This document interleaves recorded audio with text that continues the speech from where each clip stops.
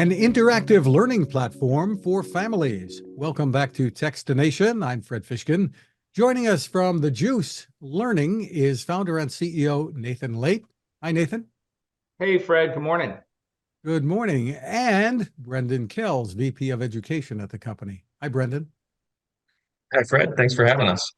A pleasure. So let's start at the very beginning, maybe, Nathan, to give us the overview of what The Juice is and how it came about. Sure. The Juice is a learning platform that was created specifically to help children and adults, actually. And there's, I'll share with you why it even is pertinent for adults, become better readers, be able to express themselves with more nuance, and to have more empathy. The goal was to really create a generation of better critical thinkers. And we thought that if you take a look at the civil discourse, if you take a look at, even if we go just to reading scores, what we're seeing across the country, it becomes clear that we have a real problem here. And reading is, you heard all those commercials, reading is fundamental, but reading is even more important than you can possibly imagine. And are we doing a good job across the country? We're really not. 71% of our eighth graders read below grade level, and they're not catching up in the latter years of middle school and high school, because if you take a look at the population of adults, 54% of adults read at a sixth grade level or lower. And so why is this so important? Well, if you take a look at various states across the country, be it Florida or Texas or many others, they actually look at the reading levels, how well their populace reads at very early grades, as early as third grade. And that's how they determine how many jail cells they'll need in the future. So the health of our society as a whole is dependent upon us really doing as good a job as possible at making sure our students, the future of our country, are well educated. I would ask you, would you go to a hospital that hasn't changed in 25 years? And I think the answer is no, I'd prefer not. Many high schools and elementary schools, it's not that the teachers aren't trying hard, but teachers have all of a sudden, they're no longer only educators, right? They're now nutritionists, they're social workers, they're security officers. The task, of what we're asking our educators to do is way beyond why they became educators, that joy. And that's what we wanted to do. We wanted to have a product that had incredible efficacy. Does it work? And incredible efficiency. Is it easy? Is it plug and play? And that was really, the goal of our technology, because the societal problem is just so significant. That was our clarion call, really. How can we really make the future better? And Brendan was in the classroom for 12 years, and he had incredible administrative responsibilities as well. And, he could, Brendan, maybe you want to explain a little bit of how frustrating it could be as an educator if the kids can't read. Yeah, I mean, I think it was eye-opening for me when I got into education. I taught history at the high school level, and I was eager to dive into the rich conversations around historical content. What are students thinking about it? How are they making sense about what they're learning and applying it today? And almost immediately, I realized if I really want to do that, I need to be a reading teacher first, and I wasn't trained for that. Uh, and uh, in thinking about the juice for families, the thing that I think struck me when I was teaching and that I was always heartened by was by far and away the most common question that I received, and it's my favorite question from parents at parent-teacher conferences, was what can we be doing to support what's happening in the classroom specifically? And my answer was always universally, have your child reading regularly. That's going to have the biggest bang for your buck by far and away, right? It is foundational to academic success and to success beyond school, especially being able to read nonfiction text and be able to make sense of the world in that sense, be a more sophisticated consumer of information. And So I would get a lot of nods, and then almost immediately from parents, how do I do that? How do I actually get them to read regularly? Because in an age of distraction, where there's a lot of information and ways to consume information, reading has fallen by the wayside at times. And so I think that's been one of the challenges that we've set out to try to address. I mean, let's put a little bit more meat even on those bones, right? So if you take a look at a national study that was done, only 14% of children report that they read for fun. 31% of the kids today say that they hardly or never read. I mean, that's mind-boggling, right? If you take a look at social media use, and Fred, you're a technologist, and you've been following, what's been going on for many years now. The average 8 to 12-year-old is on social media 5.5 hours a day. Teens are on social media for 8.5 hours a day. And this is a study from Common Sense Media. This isn't Nathan and Brendan. These are national studies. And so, when Brendan talks about noise, it's really significant. So one of the things that we do, and there is no one else in the country that does this, is we create fresh content specifically for students, for children, every weekday, Monday through Friday. So we have a team of educators, writers, humorists, and journalists and graphic artists, of course, who get together every late afternoon and work into the evening to deliver content that's specifically created for kids. And every story, so the narrative of every story then gets what's called differentiated. It's kind of a buzzword within education, so that every child from 5th grade on can read the same narrative, but the sentence structure and the vocabulary differ, so that within one classroom or around one dinner table, everyone can be reading the same content, the same narrative, but at their level. And it's an incredible breakthrough. So what we're pairing is human ingenuity, right? We still use real writers and human beings to come up with what we think is imperative for kids to know. And we put that on top of an interactive educational platform, an incredibly robust technology. And that's really meaningfully different than anything that you can imagine transpiring from the time you and I went to school. Think about it. In the classroom or at the dining room table, the more able child might be reading Dickens, and someone else might be still reading Jane and Dick. And for a teacher or for a parent to have one conversation to be efficient, that's quite difficult. Now, everyone around the table can be talking about the same subjects. And as they improve, our technology actually moves the child up or down. There are times that it's down, of course, to the reading level that is the most appropriate. But the narrative always remains the same. And you're saying that the content is devised in a meeting, maybe late afternoon. It sounds very much like a newsroom, kind of a meeting to decide what the top stories are of the day. So Tell me, what kind of content are we talking about here? What are you delivering? Brendan, you want to take that? Yeah, that's a great question. So we are delivering current events is probably the best way to describe it. We deliver some of the news of the day, of what's going on around the world or locally. And we also try to highlight um, breakthroughs in science, sports and arts and entertainment. We write 5 articles a day. And so we know that real estate is precious, right? In terms of what are we going to do? We could do 5 heavy news articles a day. We don't. We dedicate one space is going to be our bright side article, something positive that's happening in the world as well. And the goal here, Fred, really is to give young people exposure to a wide swath of content. And I think it's all couched under something that sounds very simple.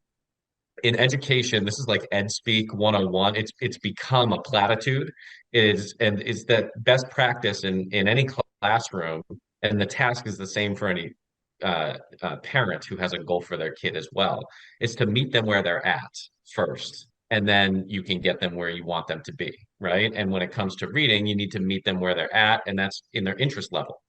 One thing I recognized as a teacher right off the bat was students love to talk about what's going on in the world today. You try to put historical content in front of them, and they're like, why do I need to care about this, right? And so the hook is, here's what's going on today. And now that I've given you a little taste of that, it generates questions. And now I can dive into the history of it because that's now going to be relevant to you, right? You see what's going on in the world. It literally happened last night, today, yesterday morning, whatever. And so it's ongoing, but there's a whole context there that now I can weave into this narrative as well, right? And so that's how we choose our content, is to try to cover a wide swath without making too many assumptions about what young people are going to like or not like. I think we're consistently surprised by young people in terms of the conversations that they've just never been invited to, but that they want to engage in, like a conversation around inflation and what that means economically. We sometimes underestimate just how powerful that can be for young people to say, I finally, because it was written at my level, I feel like I can engage in this conversation, right? It's not a Wall Street Journal article that I'm reading. It's a 250 to 280 word article that breaks down exactly what inflation is. It gives me an example of a product that I'm familiar with and what the price has done. And now I have an entry point into the conversation to engage with it. And that's sort of how we approach our decision making on what's going to be in our lineup any given day, and how we approach our writing. But that sort of going back to that platitude for a minute of like, how do you meet students where they're at? Turns out it's a very complicated thing to do, and a really difficult task for any educator to try to do, with multiple reading levels in front of them in a classroom where you might be teaching what is called ninth grade, but you've got a wide range of reading abilities in front of you. You may have a dinner table where you've got a seventh grader and you've got a 10th grader, and they would love to be engaged in the same conversation, but you don't have the same common text, right? Well, now you do with the juice. You have that ability. How do And you they can deal be, with, I'm sorry, no, please. how do you deal with the controversy? I mean, there's controversy today about what kids are being taught in school, about what is news, what is real, what is fake. How do you cope with that around the dinner table and in other discussions in school, perhaps? Good question. Well, Nathan, do you want to take it? I can take it as well. Yeah. yeah, we could tag team it as well. So, Yeah. I think what we're dealing with, when you think about how vulnerable children are, if you think, for example, the election, Brexit, was influenced by foreign forces, think about what foreign forces are trying to do with our children. And who is that trusted source that you, as a parent, as an uncle, a grandparent, as a guardian, as an educator, want your children to go to?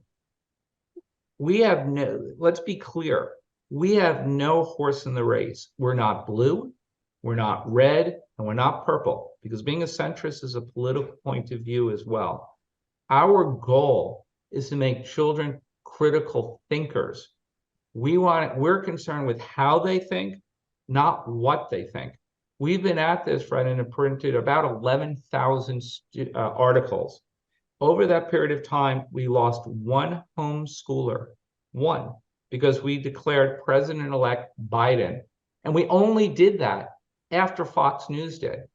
But that's a pretty good, testimonial to our capabilities to really report the facts and not to report opinion. We don't have an opinion page.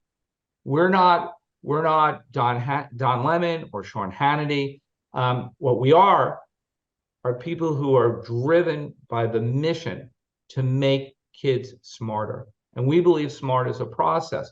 What you might ask is, because I do believe where there is potential for bias is what stories we choose not to report, right? Because a mission is as important as anything else. There are only two topics that we haven't reported on. One is cryptocurrency, because we can't figure out how to write that for fifth graders. Remember, that one story would have to translate from fifth grade to adulthood. And abortion, because we don't think we should be the first source to teach children about reproductive rights. Tell me about your background and motivation in doing this. What was it that prompted you to start this up? With great pleasure. I'm the father of four. And I looked around and started to think about the world that my children were entering. And, I'm not so old that I had the McGuffey reader when I was in school, but I am old enough to remember neighborhood watches and conversation and a society that I believe was more civil, that there was greater conversation, that there was a trusted source. Walter Cronkite meant something. The New York Times or the Boston Globe, or when the newspaper came in the morning, in my house, we all ran and took a section. Those experiences are over. And if you take a look at the conversation or lack thereof, that's what really generated this initial thought. How would my children be entering in a world, and where was the golden rule even acknowledged anymore? And so with that as a background, Fred, I initially actually thought about, how do I work with adults? That was the initial origin story. I realized that adults were pretty much a lost cause. And I thought about how Apple was able to introduce new technology, and children dragged it with them as they matured. As children moved up, generationally, Apple became more successful because they were the initial consumers. And I thought, what could we do? How can we be influential in making children, better citizens, right? If we don't have an educated populace, we're in a, think of what Thomas Jefferson said. So that is truly the origin story. With that, I started thinking to myself, and I started, reading, hiring professionals on what is it to be a critical thinker. And as I shared at the beginning, we came up with our own equation. And that equation was, if you want to be able to think critically, you need to be able to read with comprehension. You have to be able to express yourself with nuance. And you have to have empathy for the other. You don't have to agree. You need to be able to put yourself in the shoes of the other. And so... And your background, Nathan, that led you to it? I started my career on Wall Street, and then I built a couple of software companies during the noughts, and I became a serial entrepreneur in a lot of different industries, from databases and platforms for industry. And I'm an older guy. This became my clarion call for my last chapter. This became mind-boggling to me when I looked around and thought to myself, I have these skills and I'm fortunate enough to have had success. If I didn't try to contribute, what was my life's purpose for? And tell us how the subscriptions work here, because there are different prices depending on the size of a family. Well, actually, it's a professional, I like to say it's a professional grade product. We cut our teeth with schools. So this is being used in inner city, in school districts. It's being used at the same academy where the royal family of England has gone to school. And then we realized that we really got to produce this direct to consumer, right? Because if we waited for every school to start using it, we can be here forever. And so it's just as simple as signing up for any other subscription service. It's $19.95 a month for your first couple of kids. And what a parent gets is, not only do the children get the full offerings of the juice every day, but the parent gets parenting tips and insights so they can have a conversation with their child that we send to the parent every single weekday. these are social and emotional questions relating to the content that we're producing. The parent has access to understand, if you buy your kid a book, did they read it? Do they go to the Cliff Notes? Here because we're a SaaS solution, we get the benefits of technology. So you actually understand time on task. So is little Freddie actually reading it or not?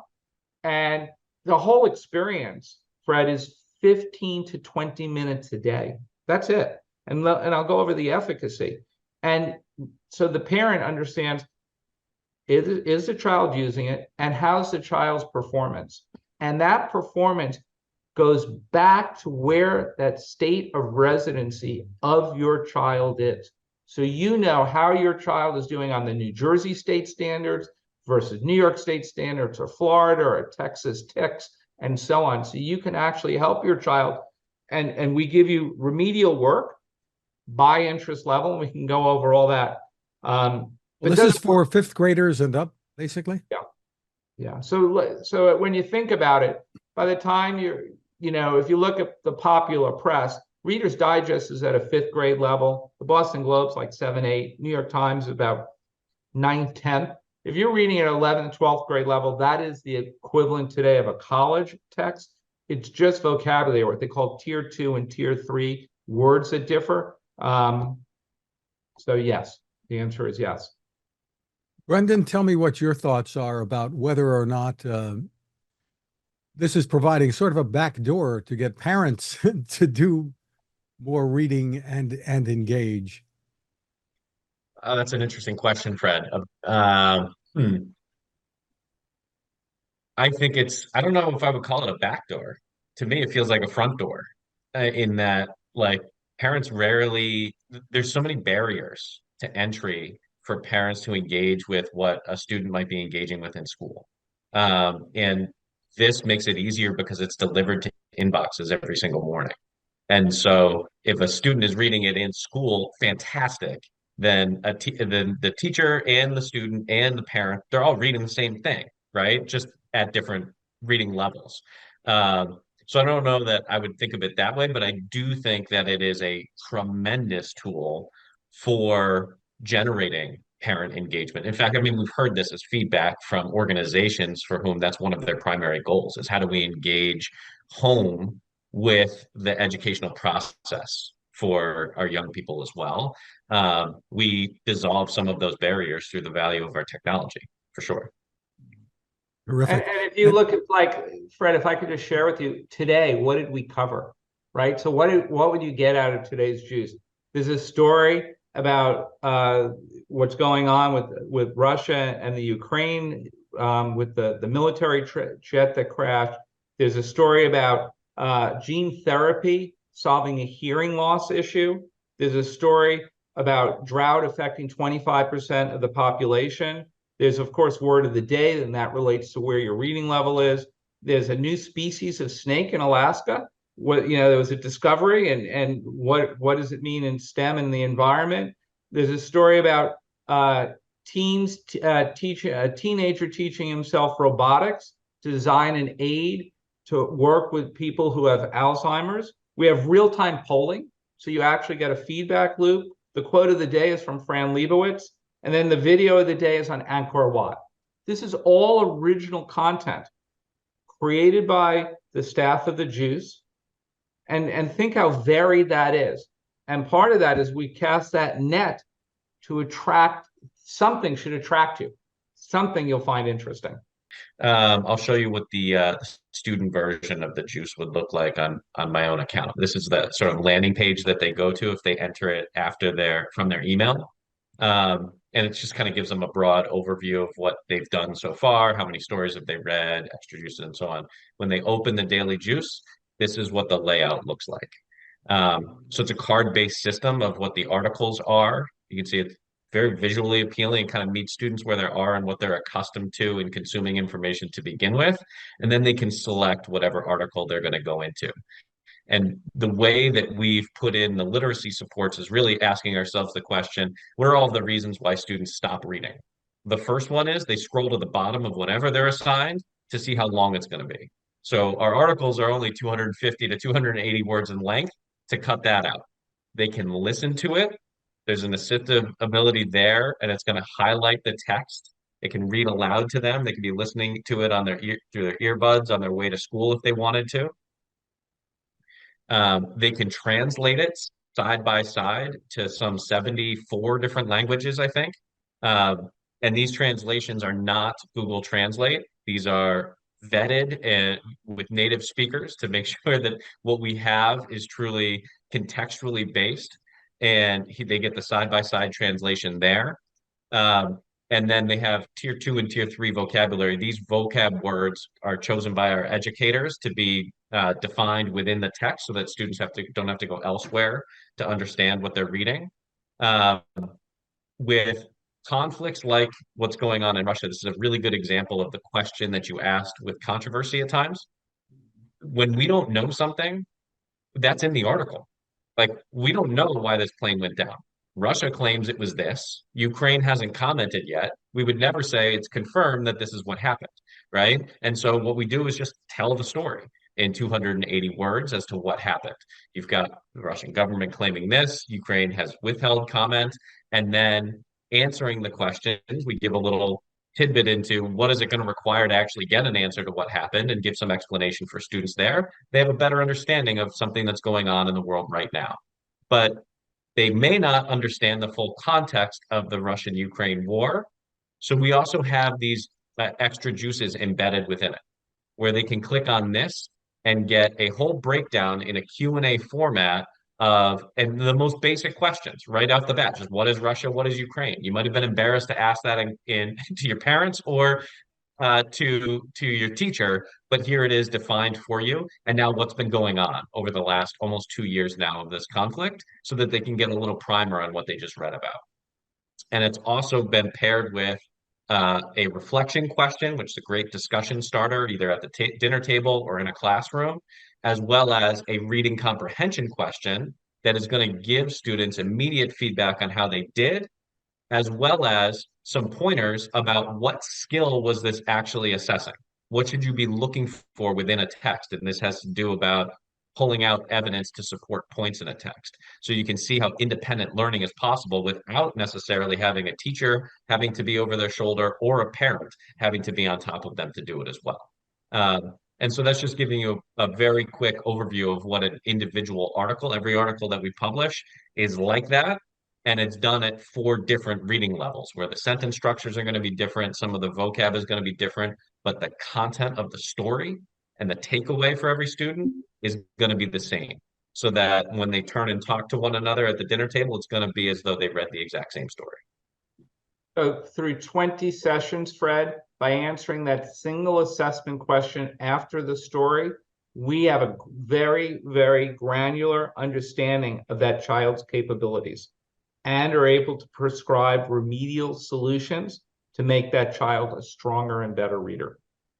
And that's in part of the magic. And you're available in many countries around the world, right? We're being used in 82 countries right now.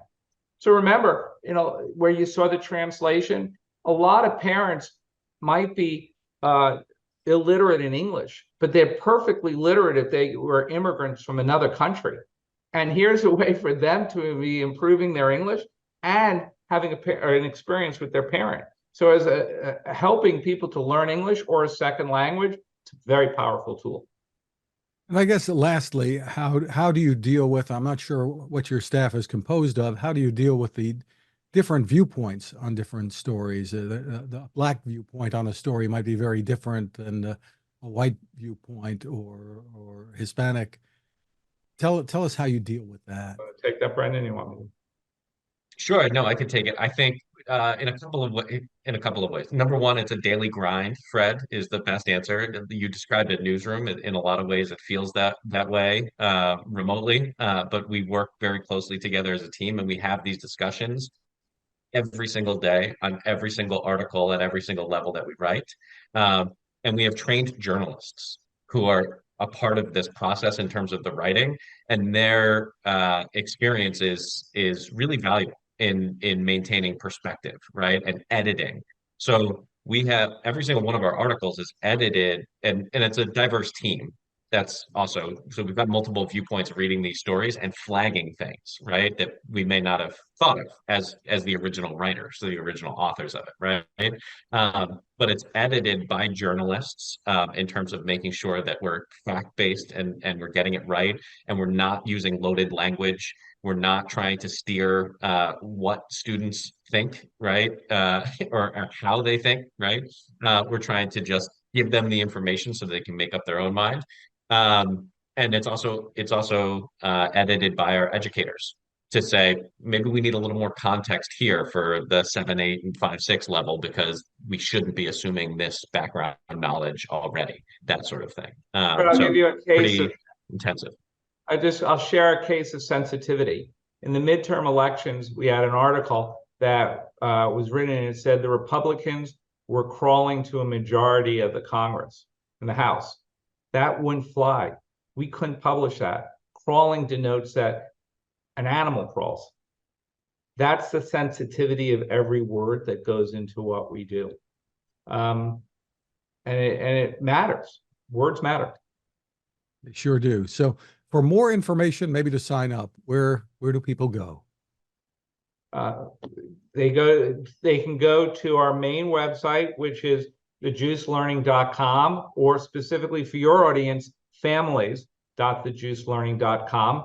And we'd love to be part of everyone's family. Nathan and Brendan, thank you so much for spending time with us. Congratulations on what you're doing here. And thank you once again.